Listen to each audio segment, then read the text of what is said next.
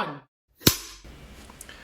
Hello, welcome to Meet Me at the Movies. I am Noel Tim Manning II, hanging out with Thomas Manning, who is not too long separated from being back. He was a correspondent for us for the Nashville Film Festival. And Thomas, we're glad to have you. Last week on the show while you were gone to Nashville, we had Eric Marchand talking about TIFF, the Toronto International Film Festival, and also gave us some of his hot takes for movies that, you got to see, you got to check out. And you got a chance to check out some films too. But, something about the Nashville Film Festival, I did not realize just how long running this film festival was. And then when I looked it up, it's been going on since '69. 55 years. That's incredible. Yep. I mean, that's definitely the longest running in the South, probably one of the longest running and oldest in the U.S. that's been continuous.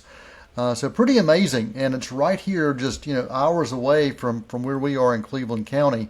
You made that trip to Nashville quite a few times. You love watching music there, and this was a great opportunity for you. So I'd love for you to give some thoughts on the Nashville Film Festival. And part of your job, Thomas, you work with the Cleveland County Arts Council, and you are the film festival director for Reel to Reel. So you've been exploring some of these other festivals as well to try to get some tips, and also been handing out some cards going, hey, you may want to submit to Reel. So give us some thoughts on the Nashville Film Festival.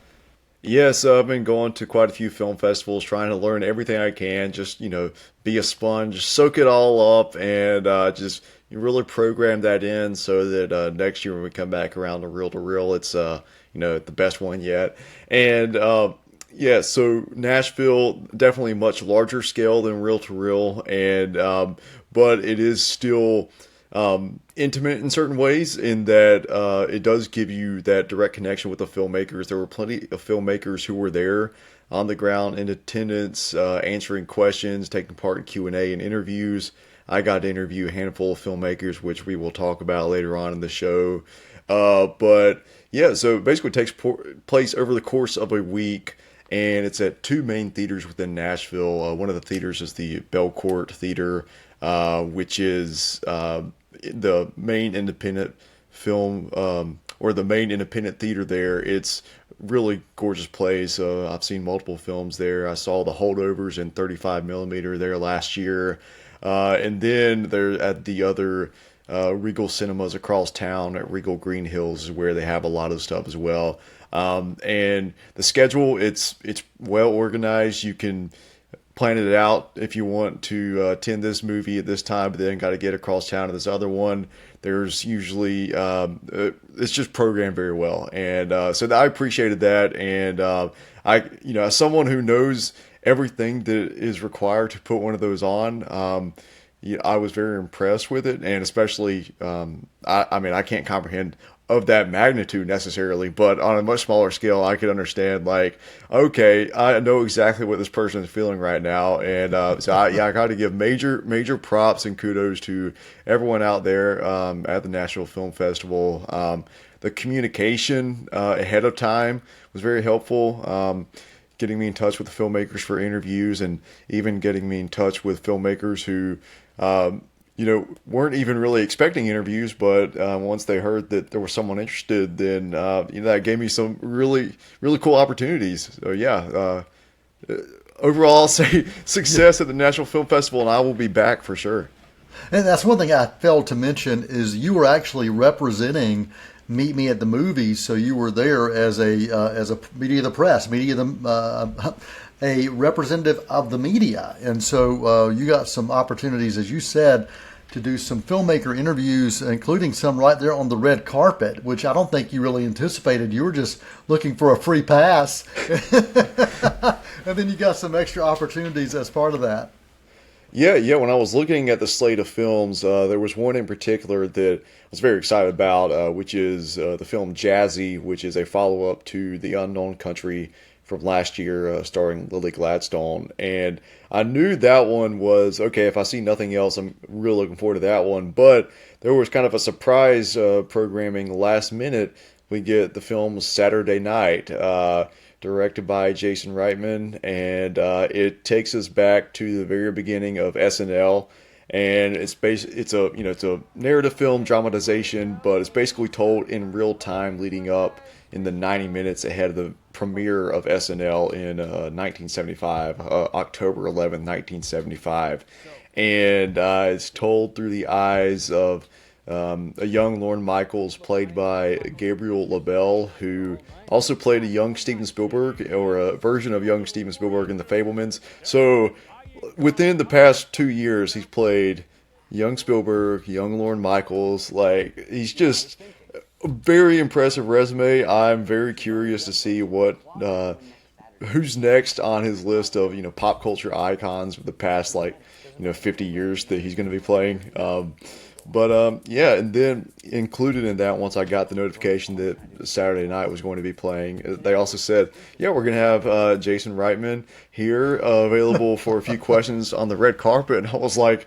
man, I don't know if I'm going to, I'll put my name out there, see if I can get on the list. And didn't know if the spaces were going to be very limited, but as soon as I emailed, within a few minutes, they can get back and like, yeah, Thomas, we got you locked in. You're here. Just be here at this time, and you'll get to talk with Jason a little bit. And I'm like, that's just a wild feeling, a very wild feeling, because this is we've heard a lot about this movie over the past year. It just wrapped production like 6 months ago, and then it must have been a very quick post-production because now it's already in the can and playing at festivals all over the world. But this is one that's going to be getting some Oscar buzz. Has a very real chance of getting a Best Picture nomination. So just knowing I'm right there on the ground, talking to the director of that film as well as the casting director, John Papsidera, just a wonderful, wonderful experience. Yeah, and you didn't know until literally just days before that you were going to have this opportunity, and you thought it was just going to be Jason, and then when you get there, you've also got the casting director. So we didn't have a chance to get a camera available, but we did get audio. So you do have an audio interview, and we're going to be sharing some clips from that. So do you want to go ahead and lead into any of those clips, and then we can do the review afterwards? Yeah. So one question in particular I knew I wanted to ask Jason about was shooting on 16 millimeter film. He's working with his director of photography, Eric Stilberg, which they've been good friends and collaborators for a long time. And they also, pretty much for his entire career, they've worked together. And a few years ago, there was the film The Front Runner with Hugh Jackman, where they shot on film for that. So I asked him about kind of comparing the approaches of shooting on film for The Front Runner versus shooting on film for Saturday Night, and you'll hear Jason's response here. So let's roll tape. It's funny because we shot on 16, which ironically is the age that Eric and I were when we first made a short film together, and then The Front Runner was shot on 35 mil, and it was something that we thought about a lot, even after the film. We always second guessed and thought, oh, should we have shot that movie on 16? Because frankly, the film stocks have gotten so good and the scan has gotten so good that once you scan a 35 millimeter print, it can actually sometimes look like digital because it's so sharp. And we wanted this to feel like a document from the 1970s. And by shooting on 16 millimeter, it's like time traveling. Well, that's pretty cool, Thomas. And you also got a chance to talk to the casting director, and they had a little banter going back and forth, which I thought was pretty interesting. Yeah, and that was a really cool thing about having them both there. Like you said, I didn't know that John Papsidera was going to be there until literally a few minutes before, and but you can tell that they are close friends, and it was just very natural conversation really between the three of us there.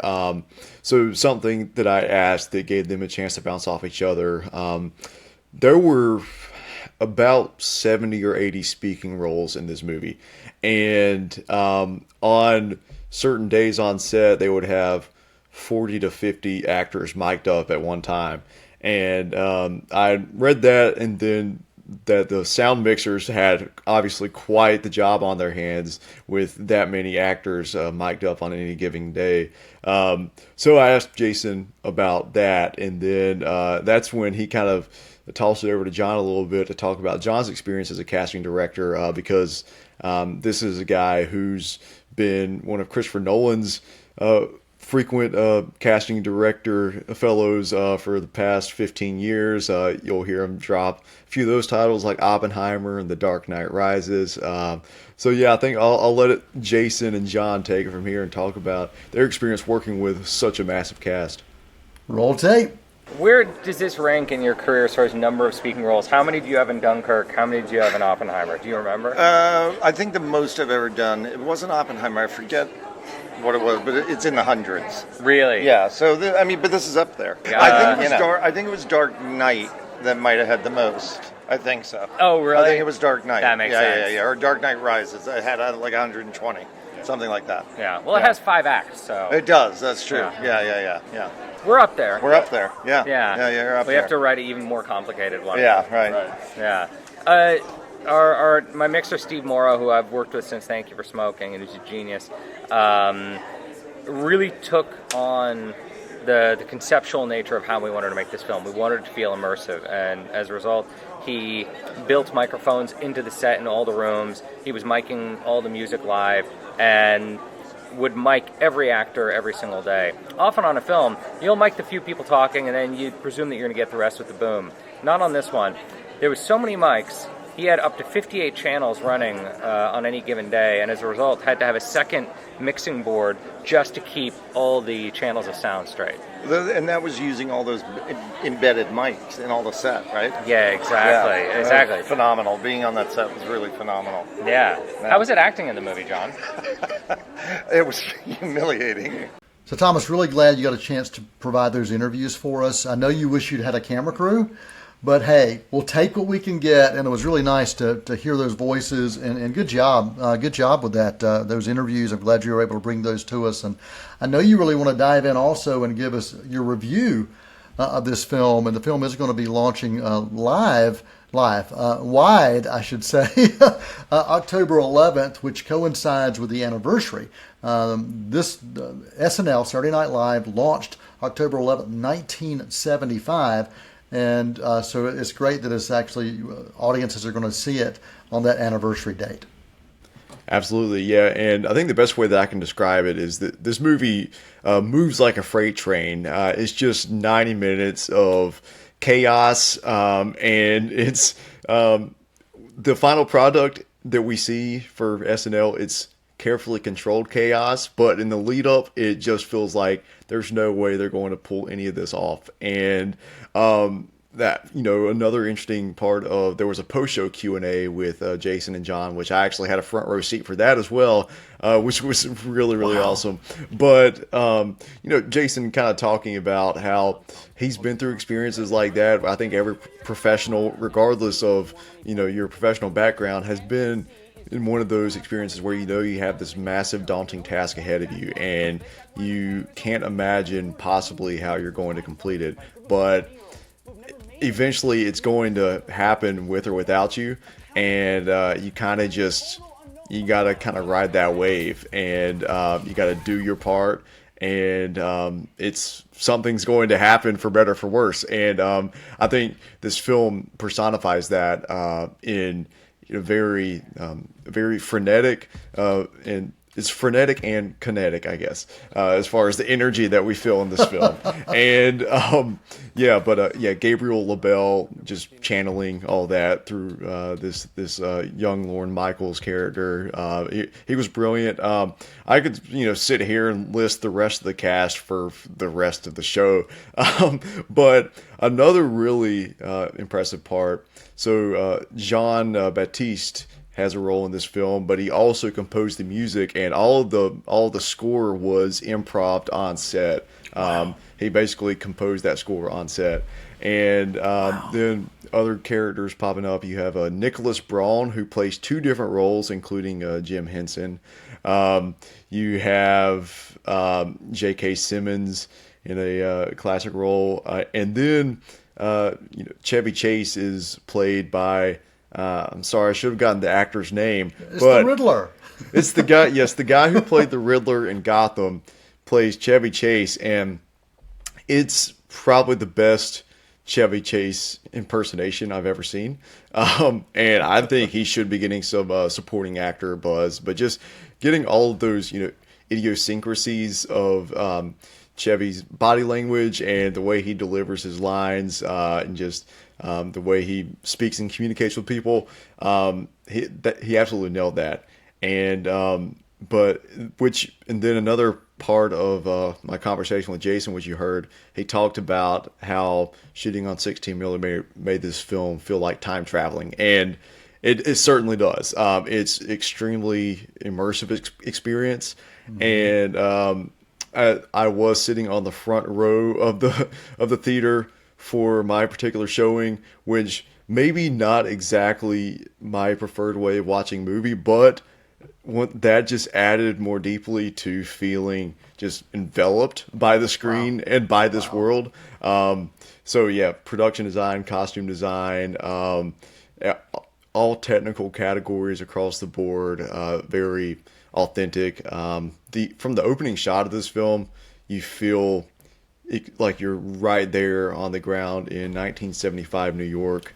It has that classic, as far as the exterior scenes, or the few exterior scenes, has that classic Scorsese texture to it, with the city street lights at night.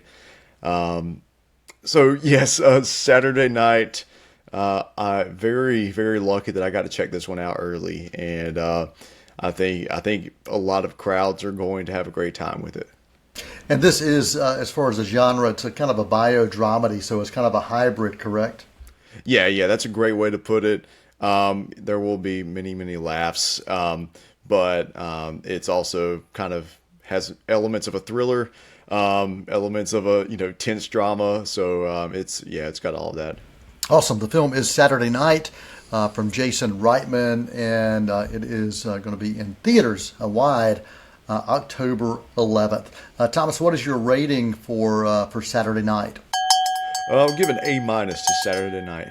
Okay, A-. Check that out in theaters. It does come from Sony Pictures. So, Thomas, we're going to take a break, but I'm going to try to sprinkle in some SNL trivia throughout. So here's one for you. So the youngest cast member of SNL, the youngest cast member when they started. Okay, so here are your choices. Anthony Michael Hall, which you may have not realized was on SNL, from the Breakfast Club. Right. Eddie Murphy, or Robert Downey Jr., Iron Man. So who do you think was the youngest when they started on SNL? I think it's Murphy. Okay, Eddie Murphy was 19. Okay. Robert Downey Jr. was 20, and Anthony Michael Hall 17 years old when he started SNL. So Anthony Michael Hall is the answer. Appreciate you guys spending time with us right here on Meet Me at the Movies on C19 TV with Thomas Manning giving us some thoughts from the Nashville Film Festival. I'm Noel T. Manning II. We're going to take a quick intermission. We're going to come back and talk more, including Thomas giving a director a drive around, kind of an Uber lift all around Nashville right after this quick intermission. Won't you come and meet me at the movies? Won't you come and watch a flick? Hi, I'm Nikki Bliss Carroll, your host for Cleveland Connections, the show that explores what's happening at Cleveland Community College. Join us as we sit down with members of faculty and staff to discuss programs of study, upcoming events, and other exciting campus news. We'll have a new show for you each month on C19 TV, or you can stream us online at c19.tv. Tune in and connect with Cleveland Community College on Cleveland Connections.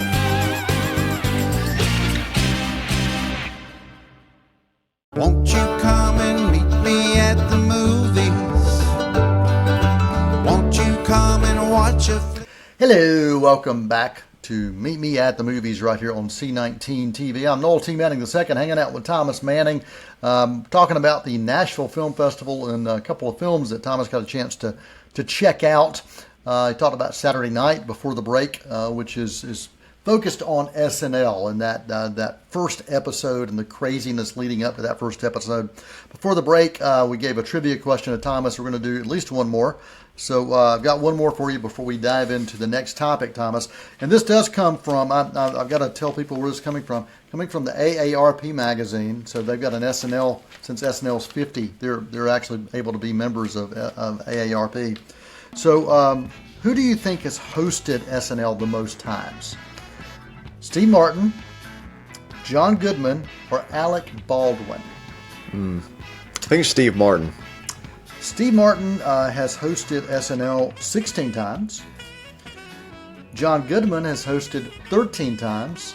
Alec Baldwin, 17 times. Oh, my goodness. Alec Baldwin has hosted Saturday Night Live. All right, Thomas, so Nashville Film Festival, you gave us some thoughts about kind of how much you enjoyed it and how crazy it was. And you also got another crazy experience. You had a filmmaker interview in a coffee shop, and also as you were giving them a ride around Nashville. So I got to hear the story, and then we'll talk about the movie Jazzy. Yeah, so as I mentioned, Jazzy was pretty much the number one film on my radar for this festival.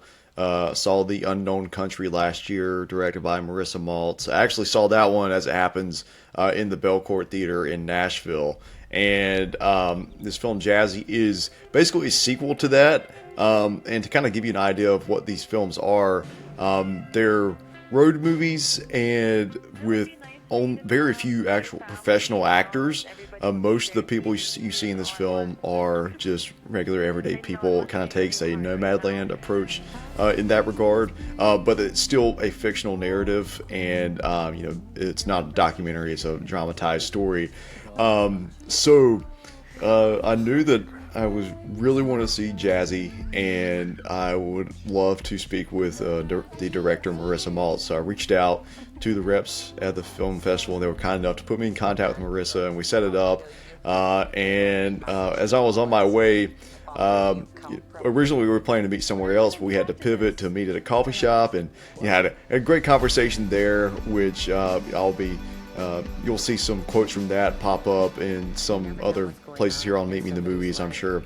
And but then after that, she had a meeting to get to, and I was like, well, it was great to see you, and I'll see you at the screening tonight. She was like, well, would it be crazy for me to ask you for a ride? And I'm like, you directed one of my favorite movies of last year, and I'm about to see your movie tonight. It's one of my most anticipated of the festival. Like, it totally no problem whatsoever. It's an honor to give you just 15 minutes down the road even. I mean, I basically got a second free interview out of it. We're just driving around. We're talking about how, her, now she worked with Lily Gladstone multiple times. They're working on another film with Lily as well. And it was just one of those surreal moments. I'm like, how did I end up in this specific situation? Chauffeuring around the director responsible for some of my favorite cinematic memories in recent memory. And that's just, stuff like that. I do not take for granted whatsoever, because I know how fortunate we are to have those opportunities. And that's just where it's like, man, all these times we've recorded Meet Me in the Movies, I've probably forgotten some of these shows, and I've probably forgotten more than we've done, but it all leads to moments like that and makes it worth it. So yeah, absolutely. Well, let's talk about the film Jazzy and hear your review of it, and if there are any quotes that you or anything you gained from her interview that you want to sprinkle in, please do that as well. Yeah, so Jazzy is the title character is a young girl named Jasmine Bearkiller Shangro, and this movie basically follows 6 years of her life from 6 years old to 12 years old, and so it's kind of filmed over those 6 years, somewhat similarly to Richard Linklater's Boyhood, and wow. So between Jazzy and The Unknown Country, Marissa Maltz was working on these films for 8+ years. And it's a coming of age story, also a story about friendship and how friendship is one of the greatest gifts in life, but also how tragic and painful it can be when that friendship changes in a certain way, or when certain elements surrounding a friendship, when those dynamics shift, especially when you are of a certain age, like 9, 10, 11 years old, when so much of your brain chemistry is changing anyway. And this film kind of captures that dynamic at a very specific time in Jazzy's life. And I think it's relatable to anybody who has been that age. And it was just beautifully captured.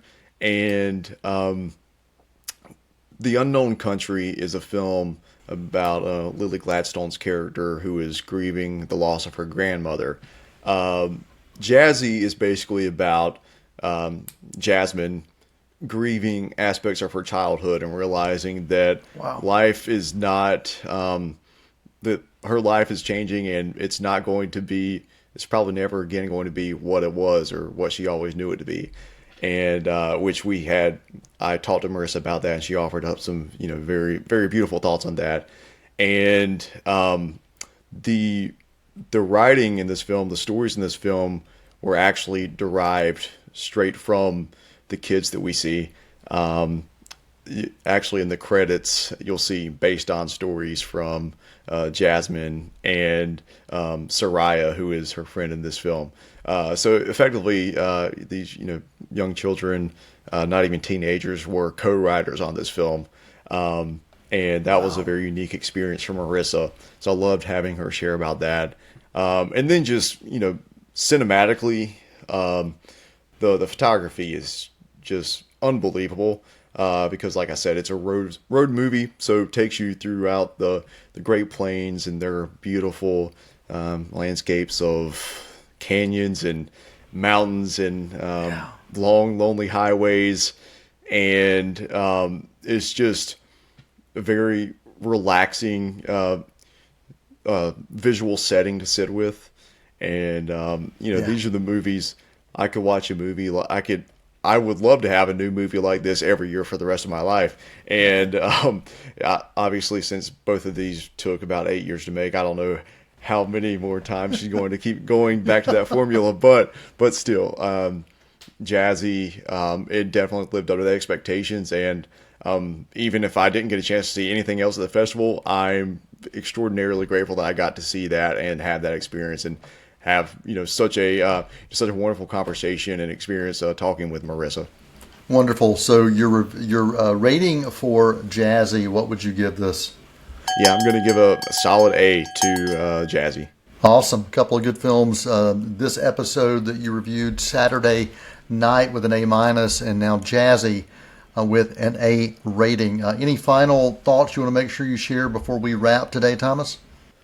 You know what? Go out and support film festivals, and you're going to find something rewarding about the experience, probably in some unexpected places as well. So we do appreciate you guys spending time with us right here on Meet Me at the Movies, courtesy of C19 TV. Thomas, I really do appreciate your time. Appreciate your thoughts, your comments. You can email us at info@c19.tv. Until next time, for the entire cast and crew right here for Meet Me at the Movies, I'm Noel T. Manning II, and that is a wrap. We'll tell about the happy and the sad ones. We'll talk about the good ones and the bad ones. Many films to view till we meet again.